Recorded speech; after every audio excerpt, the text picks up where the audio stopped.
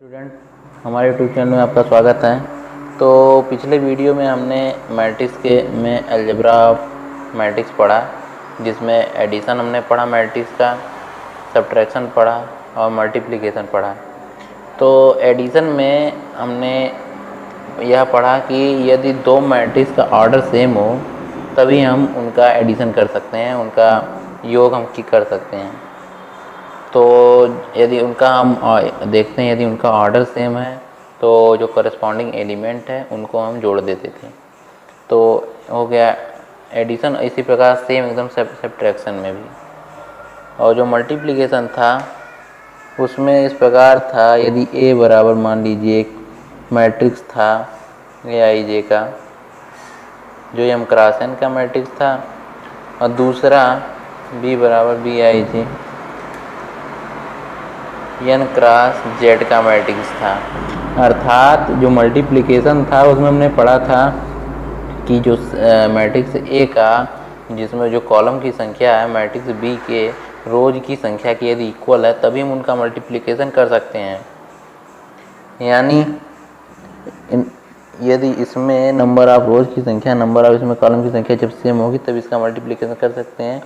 और यदि यह भी हमने जाना था कि यदि हम दो मैट्रिक्स है और दिया गया है और उनका जो मल्टीप्लिकेशन है वह किस ऑर्डर का होगा, यह भी हमने बताया था। जैसे यह मान लीजिए हमारा जो ए है वह एम क्रॉस एन का है और जो हमारा बी है वह एन क्रॉस जेड का है। तो इस प्रकार जो हमारा ए बी होगा वह हमारा एम क्रॉस जेड का मैट्रिक्स होगा। तो एग्जाम्पल्स और देख लेते हैं। जैसे यदि मान लीजिए ए एक 3x2 की मैट्रिक्स मान लेते हैं, 1 2 2 3 3 4।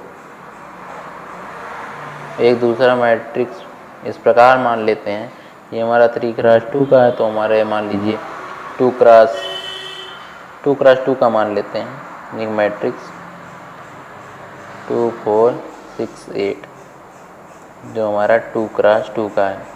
तो यदि आप ध्यान से देखें तो इनका मल्टीप्लिकेशन पॉसिबल है, क्योंकि जो इसमें ए में है जो कॉलम्स की संख्या, बी में नंबर ऑफ रोज की संख्या की इक्वल है।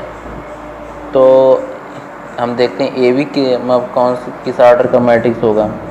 तो या 3x2 का है या 2x2 का है। तो हमारा जो ए बी होगा वह 3x2 का मैट्रिक्स होगा। इसको इससे निकाल देते हैं, इसे बॉक्स बना देते हैं, तो हमारा जो बचा हुआ मैट्रिक्स वह 3x2 का होगा।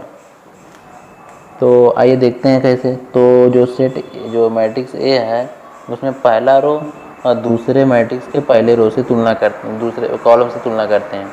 तो पहला एलिमेंट ये पहला रो, इसमें पहले कॉलम,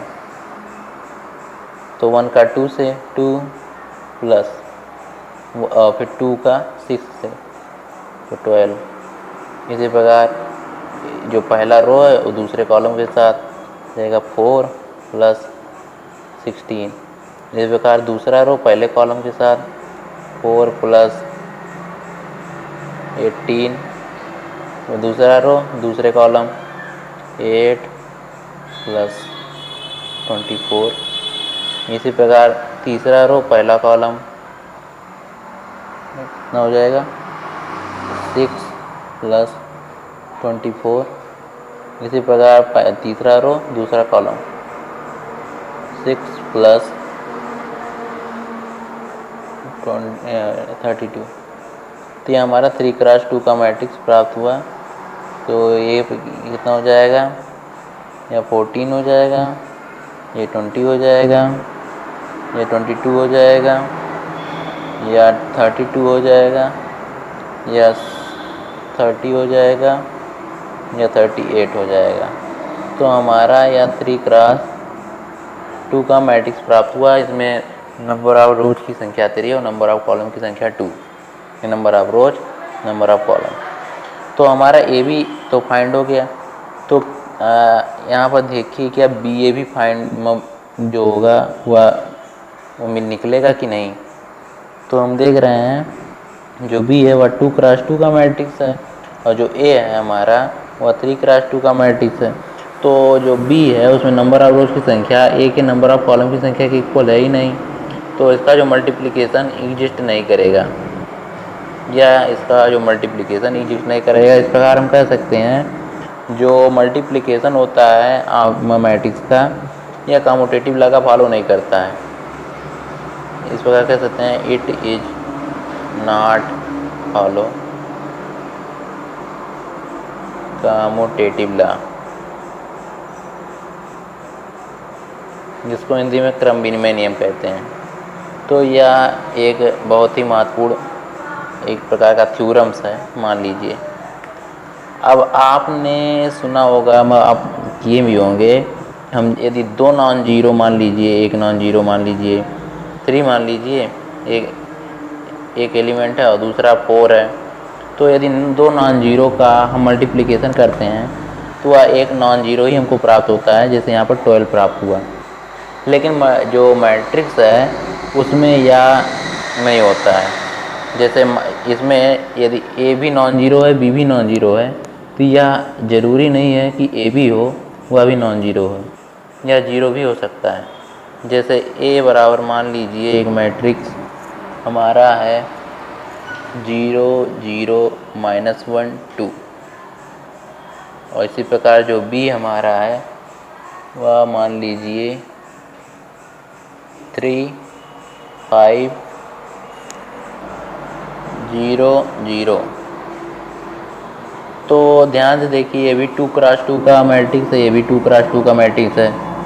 तो इसका जो ए बी होगा वो भी 2x2 का हो, क्योंकि इसमें नंबर ऑफ रोज की संख्या नंबर ऑफ कॉलम की संख्या बराबर है, जबकि हमारा जो बाहरी वाला अंक 2 2 है, यानी यह भी 2x2 का मैट्रिक्स में हमको मिलेगा। तो आइए देखते हैं ए बी क्या होगा। 2x2 का मैट्रिक्स होगा तो इस प्रकार बना सकते हैं। तो नंबर ऑफ पहला रो पहला कॉलम 0 का 3 से 0 प्लस 1 -1 का 0 से 0। इसी प्रकार नंबर ऑफ पहला रो दूसरा कॉलम के साथ फिर 0 प्लस 0। इवन दूसरा रो पहला कॉलम 0 प्लस 0, दूसरा रो दूसरा कॉलम 0 प्लस 0। तो हम देख रहे हैं जो हमारा पहला जो मैट्रिक्स है वो भी नॉन जीरो है, जो दूसरा है वो भी नॉन जीरो, उसमें एलिमेंट हैं जीरो नहीं है। और जो हमें फाइंड आउट हो रहा है, हमको मिल रहा है, वह एक नल मैट्रिक्स प्राप्त हो रहा है। तो हम इस प्रकार कह सकते हैं यदि कोई भी मैट्रिक्स ए है नॉन जीरो, मान लीजिए आई जे का एम क्रॉस एन का मान लीजिए मैट्रिक्स, और दूसरा भी इस प्रकार है ए बी आई जे, वह एन क्रॉस जेड का मैट्रिक्स है, तो जो ए बी है वह यदि ये भी नॉन जीरो ये भी नॉन जीरो है, तो यह हो सकता है, हमेशा नहीं होगा, हो सकता है कि ये इसकी वैल्यू हो आए तो यह जीरो हो सकता है, या जनरल हमेशा ये ज़रूरी नहीं है कि ये भी नॉन जीरो हो, यह जीरो हो सकता है, हो सकता है। तो इस प्रकार हम कह सकते हैं कि जो यदि दो मैट्रिक्स नॉन जीरो हो तो उनका मल्टीप्लिकेशन भी नॉन जीरो हो, यह आवश्यक नहीं है। अब हम कुछ जो आप भी हुए हैं मैट्रिक्स की जो मल्टीप्लिकेशन ऐसी प्रॉपर्टी की बात करते हैं। प्रॉपर्टी पहला प्रॉपर्टी मान लीजिए पहला साहचर्य, जिसको हिंदी में इंग्लिश में एसोसिएटिव लॉ कहते हैं, एसोसिएटिव लॉ, जिसको साहचर्य नियम हिंदी में कहते हैं। यदि कोई भी तीन, तो हमारा जो ये मल्टीप्लिकेशन है वह एसोसिएटिव लॉ का फॉलो करता है। यदि इस प्रकार दो मैट्रिक्स का पहले मल्टीप्लिकेशन करते हैं उसके बाद तीसरे मैट्रिक्स का मल्टीप्लिकेशन करते हैं, यह इक्वल होता है यदि ए का बाद में और बी सी का मल्टीप्लिकेशन पहले करें। तो हम जानते हैं जब मल्टीप्लिकेशन तभी हो सकता है जब नंबर ऑफ रोज की संख्या नंबर ऑफ कॉलम की संख्या दूसरे नंबर ऑफ रोज की संख्या बराबर हो, यह पहले ही कंडीशन हमको दिया रहेगा। तो ए बी जो होगा उसका मल्टीप्लिकेशन करेंगे, उसके बाद सी का करेंगे, या इसमें पहले बी सी का कर लेंगे फिर इसके बाद ए का करेंगे। इसका ऑर्डर इसका नहीं चेंज होना चाहिए। यदि मतलब इनका जो क्रम है नहीं चेंज हो। मल्टीप्लिकेशन एक दूसरे के साथ हो सकता है तो यह साचर्य नियम का फॉलो करता है, तो इसका मतलब यही होता है। दूसरा हो गया हमारा कामुटेटिव ला, तो पहले ही हो गया। अगला है डिस्ट्रीब्यूटिव ला, जिसको हिंदी में वितरण नियम कहते हैं। डिस्ट्रीब्यूटिव ला, इसको हिंदी में वितरण नियम कहते हैं। ये इसमें वितरित हो जाता है, डिस्ट्रीब्यूट हो जाता है। तो जो मैट्रिक्स होता है वह एडिशन के रेस्पेक्ट में, विथ रेस्पेक्ट PECT होगा, रेस्पेक्ट टू एडिशन। तो एडिशन के रेस्पेक्ट में यहाँ वितरण नियम का फॉलो करता है। जैसे मान लीजिए एक मैट्रिक्स A और B और C दोनों सेम ऑर्डर के मैट्रिक्स होंगे तभी उनका मल्टीप्लिकेशन होगा। तो यह जो एडिशन के रेस्पेक्ट में यह वितरित होता है, तो इसका इस प्रकार हो जाएगा AB प्लस AC। तो यह एडिशन के रेस्पेक्ट में वितरित होता है। अगला है आइडेंटिटी। क्या आइडेंटिटी एग्जिस्ट करता है? क्या इसके पास आइडेंटिटी होता है? आइडेंटिटी का मतलब होता है यदि किसी भी संख्या को आइडेंटिटी से मल्टीप्लाई किया जाए या कोई भी ऑपरेशन किया जाए तो वह फिर से वही संख्या प्राप्त हो जाती है। आइडेंटिटी ला, इसको तत्समक हिंदी में कहते हैं, तत्समक नियम। तो यदि किसी भी मैट्रिक्स को आइडेंटिटी मैट्रिक्स आपने पढ़ा, हमने पहले लेक्चर में हमने बताया था आइडेंटिटी मैट्रिक्स क्या होता है। इसमें जो डायगोनल के एलिमेंट होते हैं वह 1 होते हैं और सारे जो एलिमेंट होते हैं वह नॉन जीरो शून्य होते हैं। तो वह आइडेंटिटी मैट्रिक्स होता है। एक यहाँ पर शर्त होना चाहिए, जो आइडेंटिटी मैट्रिक्स का जो मल्टीप्लाई हो वह एक के सेम ऑर्डर से होना चाहिए। तो अर्थात यदि मान लीजिए A 3x3 का मैट्रिक्स है तो जो I हमारा आइडेंटिटी मैट्रिक्स होगा वह भी 3x3 का होना चाहिए। तो इसके लिए यह शर्त है, यानी order of A is equal to order of I। तो हमारा इसके साथ मल्टीप्लाई करेंगे, फिर से वही मैट्रिक्स A फाइंड आउट होगा और फिर या इसके में जो होता है या आइडेंटिटी मैट्रिक्स या हमारा जो क्या कहते हैं इसको कम्यूटेटिव ला, क्रम विनिमय नियम का भी फॉलो करता है, यानी इस प्रकार इसको लिख सकते हैं। फिर तो अगला हमारा है ट्रांसपोज ऑफ मैट्रिक्स, जिसको हिंदी में परिवर्त कहते हैं। ट्रांसपोज ऑफ मैट्रिक्स, ये हमारा अगला टॉपिक है, इसको हम कहते हैं परिवर्त। ट्रांसपोज का हिंदी होता है परिवर्त, यानी आव्यूह का परिवर्त क्या होता है। तो यदि मान लीजिए इसमें इस प्रकार होता है, यदि कोई मैट्रिक्स है तो यदि हम उसके रोज को कॉलम में चेंज कर दें और कॉलम को रोज में चेंज कर दें तो हमारा जो मैट्रिक्स प्राप्त होगा वह ट्रांसपोज मैट्रिक्स प्राप्त होगा। तो यदि इस प्रकार मान लीजिए कोई मैट्रिक्स A दिया गया है, जिसमें मान लीजिए या Aij या Bij, सॉरी थोड़ा मिस हो गया, A11 हो जाएगा A12, यानी first row first column, first row second column. इसी प्रकार C13, इसी प्रकार A21, यहाँ पर B22, यहाँ पर B23, इसी प्रकार यहाँ पर B31, B32, यहाँ पर A हो जाएगा, यहाँ पर B32, यहाँ पर C, यहाँ पर भी C, थोड़ा सा मिस हो गया, सॉरी उसके लिए, C33।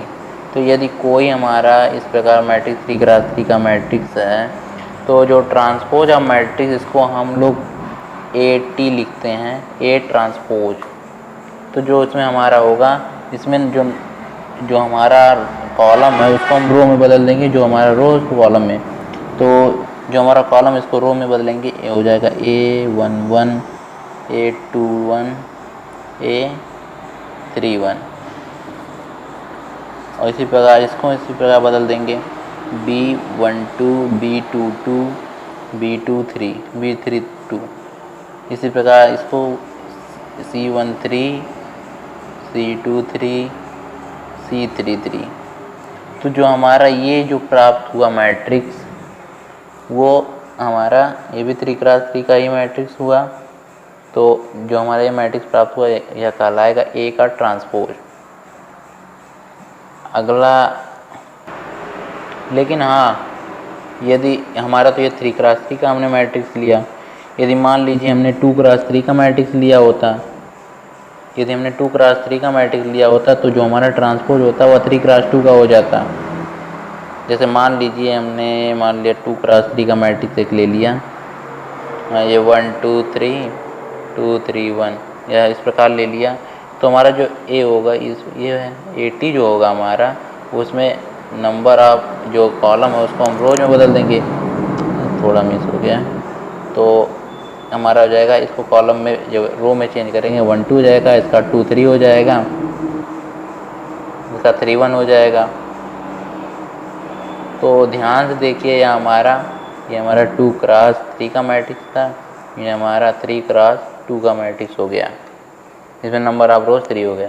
तो इस प्रकार लिख सकते हैं, यदि A बराबर मान लीजिए एक matrix Aij m cross n का है, तो हमारा जो AT होगा वह Aji हो जाएगा, क्योंकि इसमें बदल जाएगा, रो जो हो जाएगा कॉलम हो जाएगा, जो कॉलम होगा रो हो जाएगा, वह n क्रॉस m का मैट्रिक्स होगा। तो इसको ध्यान दीजिएगा, इस पे बहुत सारे जो क्वेश्चन है इस पे आते हैं। और फिर यदि कोई भी यदि मान लीजिए मैट्रिक्स है, यदि उसका हम ट्रांसपोज निकालते हैं वह स्वयं ही खुद मैट्रिक्स हो जाता है, वही मैट्रिक्स पुनः प्राप्त होता है, तो उसको हम लोग कहते हैं सिमेट्रिक मैट्रिक्स। तो इसमें जो पहला होगा वह सिमेट्रिक मैट्रिक्स होगा, सिमेट्रिक मैट्रिक्स। यदि स्पेलिंग मिस हो तो उसके लिए सॉरी, देख लीजिएगा बुक में। तो इसको हिंदी में सममित आव्यूह कहते हैं। यदि इसमें इस प्रकार हो कि आव्यूह ए का जो ट्रांसपोज हो AT वह फिर से ये जो A हो वह AT के इक्वल हो, तो यह हमारा सममित आव्यूह कहलाएगा।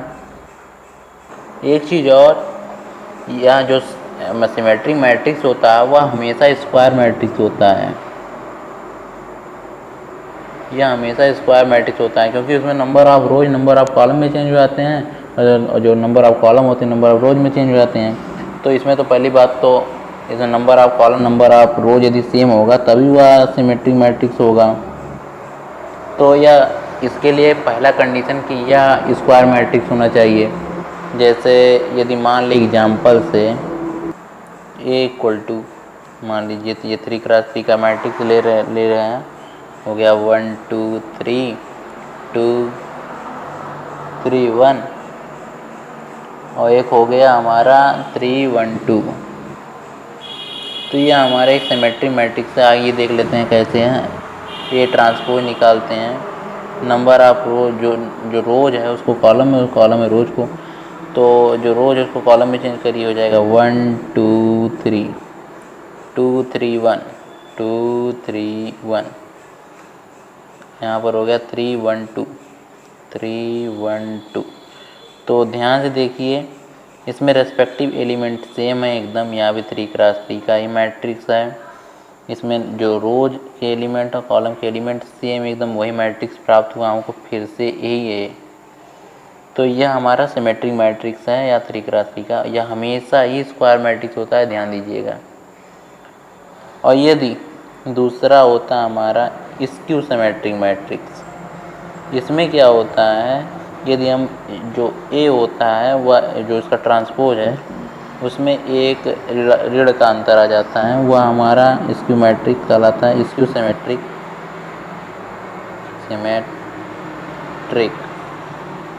मैट्रिक्स। इसको हम लोग हिंदी में विषम सममित आव्यूह कहते हैं, विषम सममित आव्यूह। तो इसमें क्या होता है, जो ए होता है जो उसका ट्रांसपोज होता है उसमें एक ऋणात्मक का अंतर होता है। यह भी हमेशा स्क्वायर मैट्रिक्स होता है। यह भी इसमें कंडीशन है कि यह इसमें जो मैट्रिक्स होगा हमेशा स्क्वायर मैट्रिक्स होगा। अर्थात यदि मान लीजिए ए बराबर ए आई जे का m क्रॉस n का मैट्रिक्स है तो ए ट्रांसपो इसको स्क्यू सिमेट्रिक, तो इसमें जो ट्रांसपोज होगा वह ए जे आई यह n क्रॉस m का, लेकिन इसमें ऋणात्मक का अंतर आ जाता है। तो इस प्रकार हम कह सकते हैं इसमें ए आई जे बराबर होता है माइनस ए आई जे आई के, और इसी प्रकार बी आई जे बराबर होता है माइनस बी जे आई के। यदि हम जानते हैं जो होते हैं डायगोनल के एलिमेंट होते हैं उसमें आई आई या जे या के होता है। तो यदि हम मान लीजिए यहाँ पर इस प्रकार करें या ए आई बराबर माइनस ए आई, तो यह तो एक साथ इक्वल हो नहीं सकते। तो इस प्रकार अगर हम इसको इस साइड ट्रांसफ़र करें तो हो जाएगा 2ai इक्वल टू 0, यानी ai इक्वल टू 0। यानी हम कह सकते हैं जो स्क्यू सिमेट्रिक मैट्रिक्स होता है उसमें जो डायगोनल के एलिमेंट होते हैं, डायगोनल एलिमेंट वो 0 होते हैं, इक्वल टू 0। तो ये चीज़ में अब ज़रूरी है, इसको ध्यान दीजिएगा। स्क्यू सिमेट्रिक मैट्रिक्स में जो डायगोनल के एलिमेंट होते हैं, मेन डायगोनल के वह शून्य होते हैं। जैसे एग्जांपल से एक देख लीजिए, तो हमारा ये मैट्रिक्स ए दिया गया है, इसको यदि हम ट्रांसपोज निकालें तो हमारा हो जाएगा, इसमें कॉलम को रोज में चेंज करिए, 0 -3 -1 3 0 -5 और हो जाएगा 1 5 0। तो ध्यान से देखिए इसमें माइनस का अंतर है। यदि इसमें माइनस से हम इसको मल्टीप्लाई कर दें तो पुनः यही मैट्रिक्स हमको प्राप्त होगी। यदि इसको माइनस से हम मल्टीप्लाई कर दें तो अंदर का जो माइनस 0 में माइनस से कुछ नहीं होगा, ये प्लस हो जाएगा, ये भी प्लस हो जाएगा, ये माइनस हो जाएगा, ये प्लस हो जाएगा, या माइनस या माइनस या माइनस, ये भी 0 है तो 0 पर कोई प्रभाव नहीं पड़ेगा। तो ध्यान दीजिए ये हमको प्राप्त हुआ है। तो इस प्रकार हम कह सकते हैं A equal to minus A transpose, या हमेशा, और इसमें ध्यान दीजिए जो इसमें मेन डायगोनल है, इसका जो मेन डायगोनल है इसमें तीनों ही जो है इसमें 0 है। तो स्क्यू सिमेट्रिक में हमेशा जो मेन डायगोनल के एलिमेंट होते हैं वो शून्य होते हैं। तो इस प्रकार इसको हम लिख सकते हैं। तो आज इतना ही।